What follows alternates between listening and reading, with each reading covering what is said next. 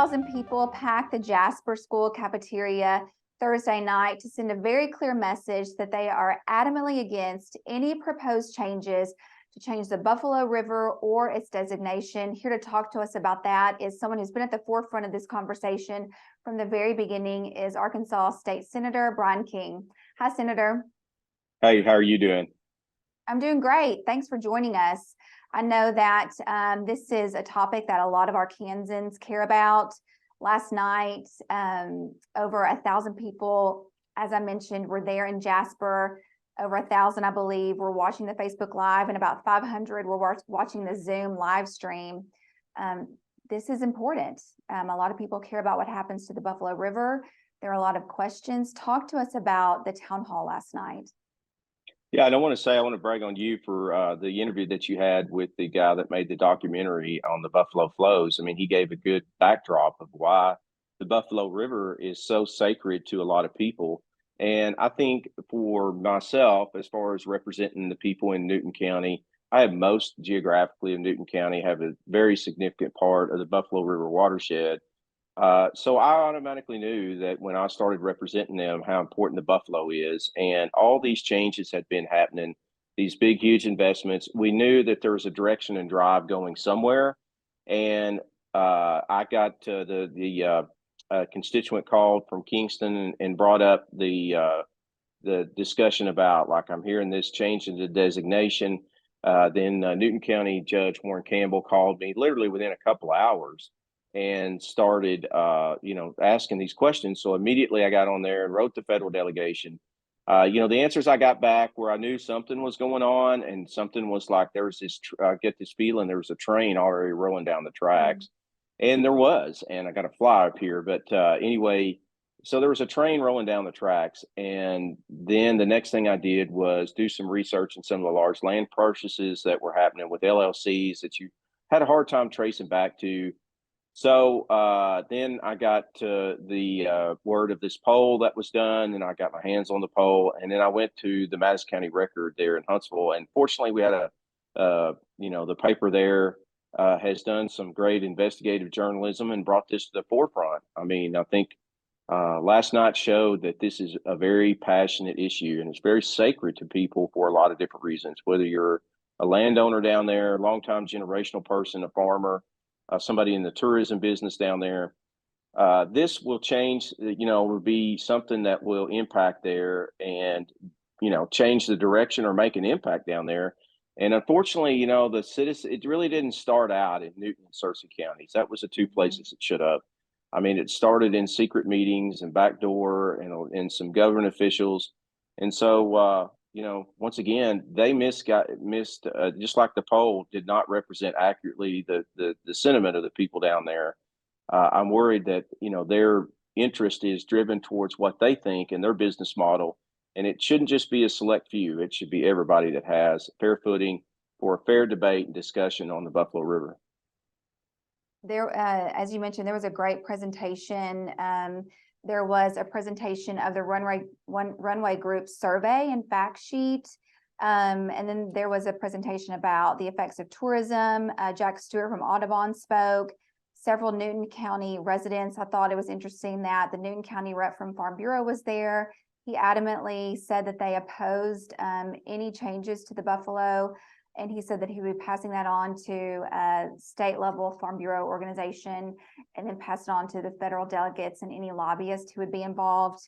One thing that stood out to me was just some overarching themes of the evening. And you heard a lot about this is our land.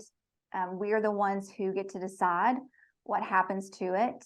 You also got the sentiment that, and from one Newton County resident, he grew up there. One thing that stood out to me, he said, you see these signs, and he was referencing the Waltons and some of their other buildings. And he said, you see these signs and they say, you belong here.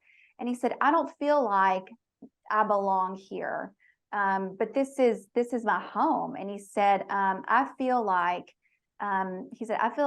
we are a nuisance and we are in their way, and that we are just preventing this from becoming a playground for the rich.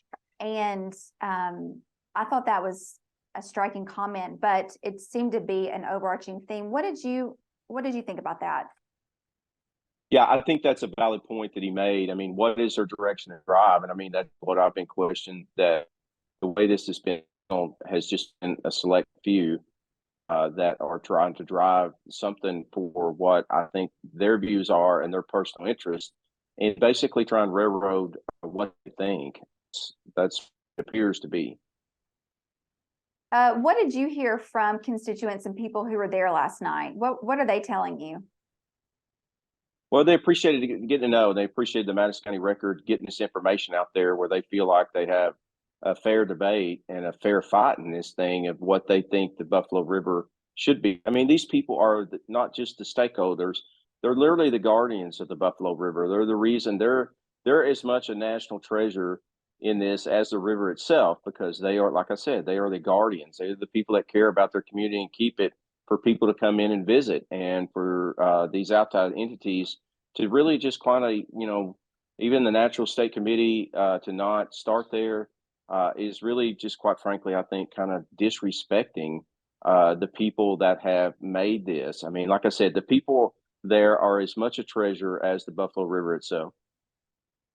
I think one other thing that was interesting to me, I don't remember who was talking about it, but he was talking about, what is it that these outside groups want to technically protect and preserve that's not already protected and preserved.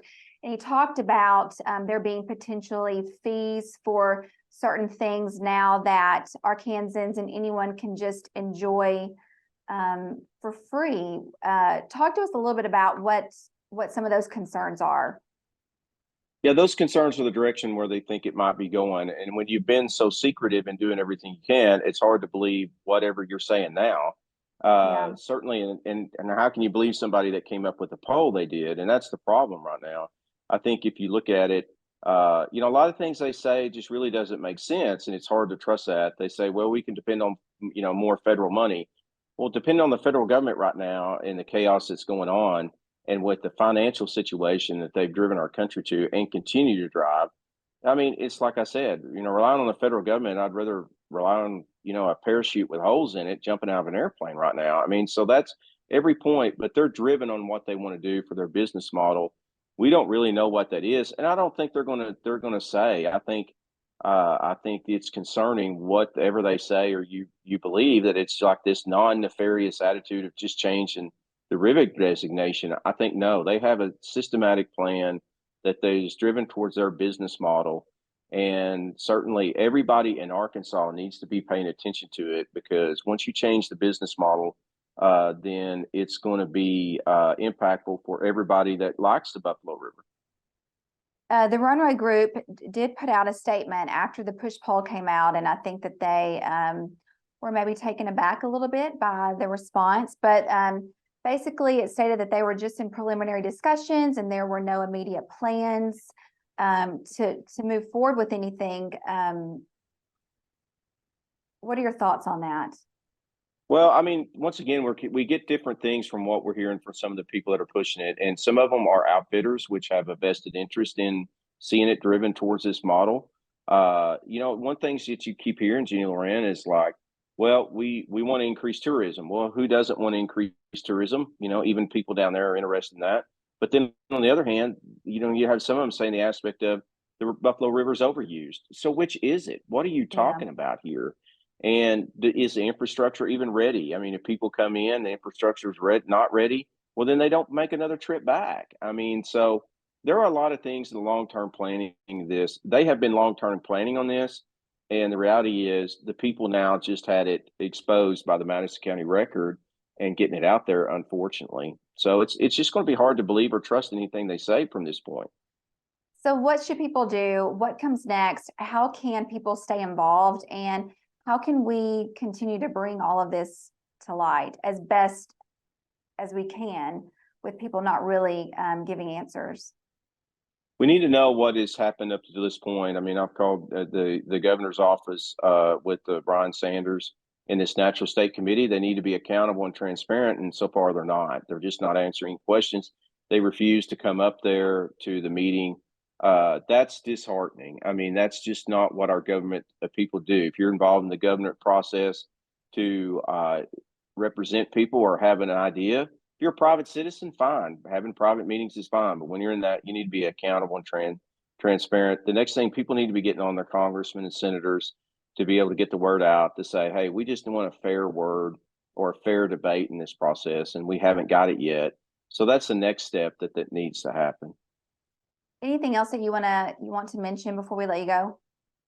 Yeah, if you're going from here, the Madison County Record brought out there was a former representative contacted somebody in Newton County. My suspicion is that, and I think that they have been working on getting local people next to be the front people of this, and it probably sucked them into something. I mean, let's be honest. No one, if you called me up and say, hey, I want to visit on how to increase tourism, well, I'm going to have a meeting with you. I really think that their intentions are not just these first steps, but driven towards their business model and what they personally think. And I'm worried that there's been, some discussions with some local people that probably didn't know all this stuff or where this was going or what was happening. And hopefully, they haven't got sucked in. Next, I've reached out to some of the people in the New River Gorge area in West Virginia, and we had some preliminary discussions about it to see if this is really an apples comparison. And Yeah. the next thing I told them is said, hey, I'm going to get with my local folks, and I do think that the local folks down there need to have more dialogue and just look at the situation and see if it is the same. Like I said, they are the guardians and the gatekeepers of why the Buffalo National River is such a treasure, and we should treasure them equally however they move forward. I mean, this shouldn't be about just a select few people with a huge financial interest making decisions based on what they think. It should be open and transparent, and it hasn't. And right now, I think that the trust factor is gone. I mean, that's the most disheartening thing of this is that I don't think there's going to be a trust factor going forward with the way it's been handled. Well, thank you, Senator, for your insight and for, following this, bringing this to light for a lot of our Kansans. We really appreciate that, and hope to have you back on again soon to talk about this. Well, I hope we talk about this thing, the article you put out about the Chinese crypto mining. There is a big issue there that is we talked about state spending. I mean, I brought up legislative council and I try to get cut off. The prison that they're supposed to build, they said this last session for 3,000 beds and 470 million. Yeah. Well, Alabama just got done with a prison that was 4,000 beds and it's going north of 1.1 billion. So there's some things that's not adding up, and I think that we need to have a real long discussion about the financial part down there. And unfortunately, I just don't think they want to talk about it, but I'm going to. So. Well, we welcome to have you back on and talk about that soon. Well, yeah, and if I'm factually wrong on something, I guarantee you they're going to be calling you to say, hey, he needs to correct that, and that's fine. But we need accountability and we need accountability and transparency from our state officials, not just on the Buffalo River, but everything. And certainly that's what the people deserve. Absolutely. And I think the past, as you mentioned, trust has been lost, I think, in a lot of different ways. And so I think anything that our elected officials can do to rebuild that would be a good thing. So that's right. Okay. Thank you so much. Talk soon. All right. Thanks. Have a good weekend.